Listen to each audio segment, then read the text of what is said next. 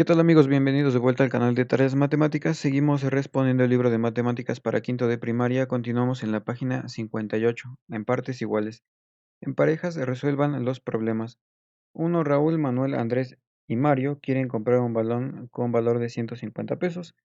¿Cuánto le tocará poner a cada uno si se dividen el costo en partes iguales? Son 4 personas, Raúl, Manuel, Andrés y Mario. Entonces se tiene que dividir 150 entre 4. Eso es igual a la mitad de 150. La mitad de 150 es 75. La mitad de 75 es 37.50. 2. Fernando les dio 161 pesos a sus 5 nietos para que se los repartieran en partes iguales sin que sobrara nada. ¿Cuánto le tocará a cada uno? Aquí serían 32.20 pesos o 32 pesos con 20 centavos. 160, podemos pensarlo así, lo podemos dividir entre 5, les tocaría 32 primero y luego un peso lo dividimos entre 5, son 20 centavos. Sumamos 32 más 20 centavos. 3. Si se pagaron 710 pesos por 200 plumas iguales, ¿cuánto costó cada pluma? Esta división ya es un poco más difícil. Vamos a hacerla aquí a mano. Dividimos 710 entre 200. Primero, ¿cuántas veces cabe 200 en 710? Cabe 3 veces. 3 por 200 es 600. Para 710 faltan 110, ponemos 110 acá. Y luego, como no podemos dividir 110 entre 200, porque 200 es mayor, aquí ponemos un punto que van a ser las decimales. Por tanto, después del 3 vamos a poner el punto de las decimales. Los números que estén después del punto ya son decimales del cociente. Entonces, si bajamos este 0, vamos a dividir 1100 entre 200. ¿Cuántas veces cabe 200 en 1100? Cabe 5 veces y 5 por 200 es 1000. ¿Cuánto falta para 1100? Faltan 100. Lo ponemos aquí. Y de nuevo bajamos este otro 0 para dividir ahora 1000 entre 200. 1000 entre 200 es 5 y ahora no sobra nada. El residuo ya es 0. Entonces el resultado de esta división es 3.55 y ese sería el precio o el costo de cada pluma, 3 pesos con 55 centavos. 4. Luisa tiene 32 metros de listón para hacer moños. Si quiere elaborar 40 moños del mismo tamaño y usar todo el listón, ¿con qué cantidad de listón hará cada moño? Ahora vamos a dividir 32 metros entre 40 moños. Aquí ponemos el punto decimal, agregamos un 0. Aquí en el cociente vamos a empezar con un 0 y un punto decimal. Entonces, vamos a dividir 320 entre 40. ¿Cuántas veces cabe 40 en 320? Cabe 8 veces. Si multiplicamos 8 por 40 son 320. Y entonces ya no tenemos residuo. Y el resultado es que para cada moño se deben utilizar 0.8 metros, que es igual a 80 centímetros. 5. Si un paquete de 100 hojas iguales mide 1 centímetro de altura, ¿cuál es el grosor de una hoja? Dice que son 100 y que son iguales. La altura total de las 100 hojas es de 1 centímetro, entonces dividimos 1 centímetro entre 100 y cada hoja debe tener el grosor de 0.01 centímetros o una centésima de centímetro. 6. La cooperativa de la Escuela Leona Vicario entregará a sus 96 socios las ganancias de este año, que fueron de 5.616. ¿Cuánto recibirá cada uno si el reparto es equitativo? Bueno, a todos les toca lo mismo, vamos a dividir 5.616 entre 96 socios. Empezamos primero por 561. Tomamos estos tres primeros dígitos porque 56, que serían 2, es menor que 96. 561 entre 96. 96 cabe 5 veces en 561 y 5 por 96 es igual a 480. Lo ponemos aquí porque esta división es un poco más difícil para que vayamos recordando. 561 menos 480 sobrarían 81. Luego bajamos este 6 para continuar la división. Ahora dividimos 816 entre 96. 96 cabe 8 veces en 816. 96 por 8 es 768 y se lo restamos a 816. Quedan 48. 48 es menor que 96, entonces para hacer la división ya tenemos que incluir decimales. Ponemos un punto y agregamos un 0 que vamos a bajar. También en el cociente ponemos un punto después del 8 y lo que sigue serían las decimales del cociente. 480 entre 96 son exactamente 5 veces, porque 96 por 5 es 480. Con eso el residuo es 0 y el cociente queda como 58.5. Quiere decir que a cada socio le tocará como ganancia 58 pesos con 50 centavos. Repartir lo que sobra en parejas se resuelvan los problemas mediante el algoritmo usual de la división.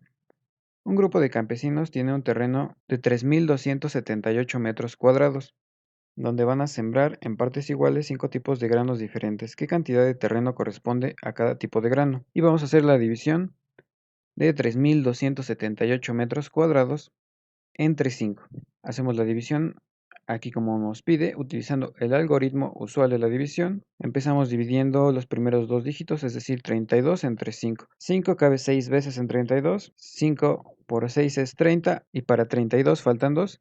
Luego bajamos el 7, 27 entre 5, 5 cabe 5 veces en 27, 5 por 5 es 25 y para 27 faltan 2. Luego bajamos este 8, 28 entre 5. 5 cabe 5 veces en 28, 5 por 5 es 25 y esta vez para 28 faltan 3. Como todavía falta por dividir, ponemos el punto decimal, tanto en el cociente como aquí. Aquí agregamos el 0 que bajamos. Ahora dividimos 30 entre 5. Eso es igual a 6 y el residuo es 0. Entonces el resultado de esta división es 655.6. 655.6 metros cuadrados es lo que le corresponde de terreno para el cultivo de cada tipo de grano. 2. La siguiente tabla muestra los productos que cosecharon 16 familias de ejidatarios. Complétenla considerando que se van a repartir los productos cosechados por partes iguales y sin que sobre nada. El primer producto, frijol, se cosecharon en 2.100 kilos. Dividimos 2.100 entre 16 familias para que a todas les toque lo mismo y el resultado es 131.25. Luego, 2.800 kilogramos de arroz entre 16. Aquí está la división. El resultado es 175 para cada familia. Por último, 2012 kilogramos de azúcar divididos entre 16. El resultado es 125.75. 3 de 3. De manera individual traza las alturas de cada uno de los siguientes triángulos. Después haz lo que se indica. Al final de esta página, en esta tabla que se presenta, vamos a ver una definición que es correcta acerca de las alturas de un triángulo. Nos dice que una altura de un triángulo es un segmento de recta que va de un vértice y es perpendicular al lado opuesto. Aquí para ejemplificar, yo ya marqué las alturas de este triángulo, son estos segmentos de recta que van desde un vértice hasta el lado opuesto y con el lado opuesto forman una perpendicular, es decir, que en esta unión se forman dos ángulos de 90 grados, este de aquí y este de aquí. Solo tracé los segmentos de recta, las alturas para ese triángulo, porque esos de aquí son muy parecidos, se dibujarían de esta manera. Luego aquí que presenta triángulos rectángulos porque presentan este ángulo de 90 grados en uno de los vértices. Aquí, por ejemplo, para este primer vértice de un triángulo rectángulo, como en los casos anteriores, el segmento de recta que representa la altura va de un vértice y se une con el lado opuesto a ese vértice para formar una perpendicular. Pero en otros casos, como en este triángulo morado y este triángulo verde más claro, vemos que este segmento rojo, que representa la altura de estos triángulos, coinciden con uno de los lados del triángulo rectángulo. Esto pasa solamente con los triángulos rectángulos y es para los lados que forman el ángulo recto. En este caso, por ejemplo, esta altura que representamos con este segmento rojo corresponde a este vértice que es opuesto a este lado más largo. En este otro caso, en este otro triángulo o rectángulo, este segmento de recta corresponde a la altura con respecto a este vértice del que sale el lado más largo. Ahora señala con una palomita si cada uno de los siguientes enunciados es verdadero o falso. Todos los triángulos tienen tres alturas. ¿Esto es correcto? Una por vértice. Luego, todas las alturas son a la vez lados del triángulo. Esto es falso. Solamente pasa con algunos de los lados de los triángulos rectángulos. Luego, las alturas de un triángulo siempre se cortan en un punto. Esto es verdadero. Por ejemplo, en este triángulo, vemos que aquí al centro o cercano al centro es donde se cruzan o se unen todos los segmentos de recta que representan las alturas. En el caso de los triángulos rectángulos, ese punto de unión o de cruce estaría justamente en el vértice donde se forma el ángulo recto o el ángulo de 90 grados. Y por último, la definición que leímos al principio. Una altura de un triángulo es un segmento de recta que va de un vértice y es perpendicular al lado opuesto. Esto es verdadero.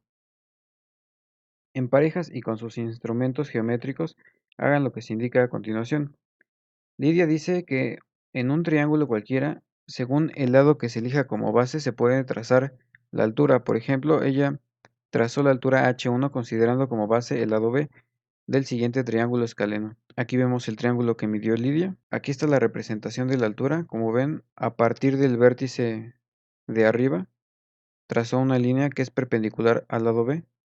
Nos dice a nosotros tracen la altura H2 considerando como base el lado C y tracen la altura H3 considerando como base el lado A. El segmento más fácil de trazar sería la altura 2, esta línea de aquí que sale de este vértice y llega al lado C, que sería la base, y aquí se forma una perpendicular. En el caso de la altura H3, para poder verla tenemos que pintar estos segmentos de recta, este que continúe en la misma dirección que el lado A y este otro que sale desde el vértice del que queremos medir la altura y se cruza o se une con la primera recta. Lo hacemos de esta forma para que quede claro cómo esta línea sale del vértice y llega de forma perpendicular al primer segmento de recta que dibujamos.